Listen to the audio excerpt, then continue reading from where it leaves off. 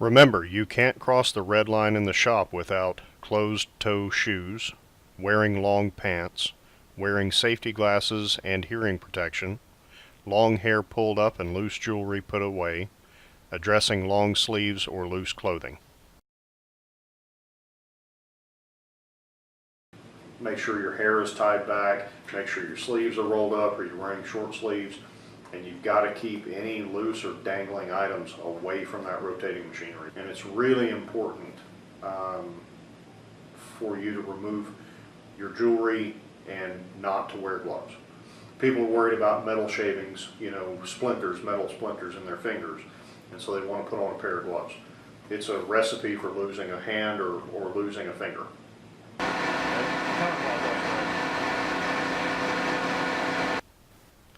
Welcome to the Tees Turbo Machinery training video for the Grizzly G0600 lathe. In this training, we're going to identify and review the functions of the headstock controls. On a Grizzly G0600 lathe, which is a 20-inch swing over bed by 60-inch bed machine shop lathe, specifically made for working with metal.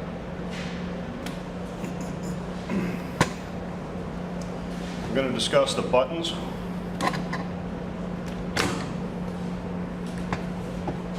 On the right side at the bottom of the headstock, you find some of the headstock controls or lathe controls. The first is the jog button. This button allows you to jog the spindle gently so that you can more easily make selections with some of the other levers. The jog button, when you press it, will turn the chuck or the spindle, and releasing the jog button turns the spindle off. If you're having trouble or any difficulty getting any of the range levers or speed selection levers into gear, you can jog the lathe and get that lever to engage. Okay? Right below the jog button is the emergency shutoff. This button will turn off all lathe functions except the light. If there's an emergency, this is the button to go to.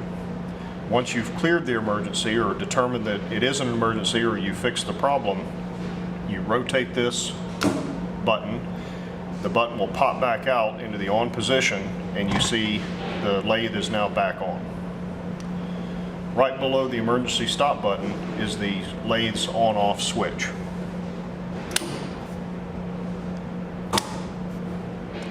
Below the on-off switch, you see the on-off indicator light.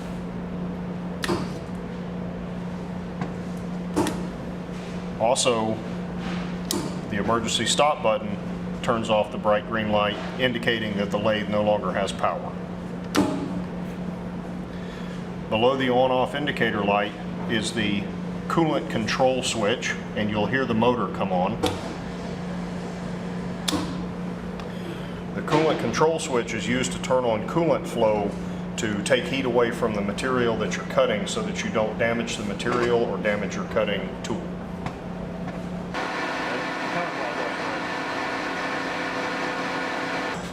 On the far left of the headstock is a cutting chart that supplies information specifically for this machine's cutting and threading operations. You can see that here. We're going to start with the top row of levers and discuss the spindle speed dial found in the middle. This is the spindle speed dial. You can see that the spindle speed dial has a low side and a high side, and an X row and a Y row. And these are spindle speeds or chuck speeds, and they're determined by a combination of the spindle speed dial, the high-low range lever, and the XY row lever. Controlled directly to the right is the range lever.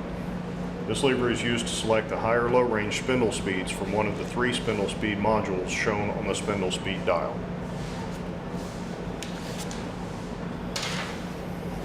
Moving to the left on the top row of levers, you will find the range splitting lever. This lever is used to select the final spindle speed, which was set on the high or low range speeds at the chuck or spindle speed indicated on the range speed dial. And this lever determines whether you're in the X row or the Y row.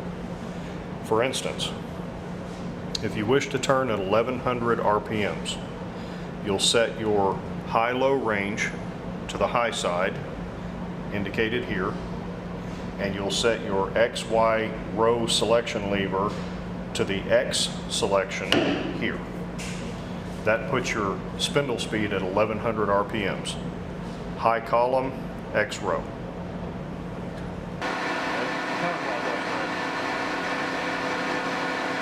Right below the spindle speed dial, you'll see the gearbox high-low lever. That's this lever here. This control puts the gearbox in higher-low range and has no effect on spindle RPM. This gearbox actually controls what happens in the quick change gearbox area down here. It doesn't change your spindle speeds. All spindle speed is controlled on this row of levers at the top. This one simply changes how the high-speed gearbox operates at the bottom of the headstock.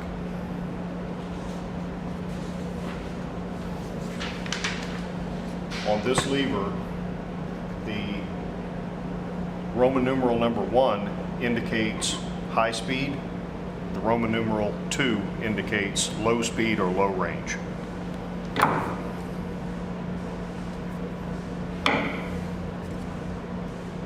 Moving to the left, we find the lead screw feed rod direction lever. This lever determines which way the compound rest moves, either that way under automatic feed or that way under automatic feed. Now let's talk about the quick change gearbox.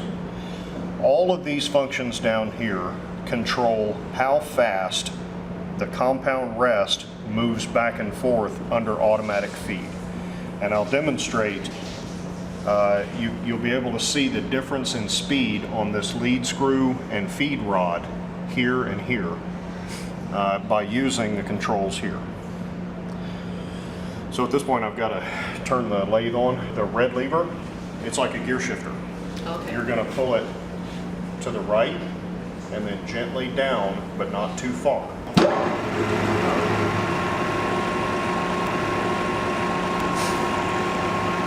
This quick change gearbox simply controls how fast the lead screw and feed rod turn. That controls the operation of the compound rest. You see in this orientation, they're turning very slowly.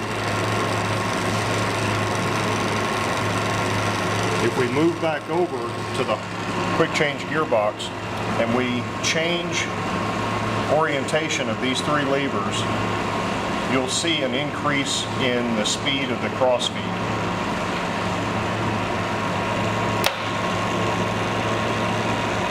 By simply changing one of the levers, we've increased the speed, the rotational speed of these two twofold. We can further refine the speed of those lead screw and feed rod with this dial. 10 being the fastest, 1 being the slowest.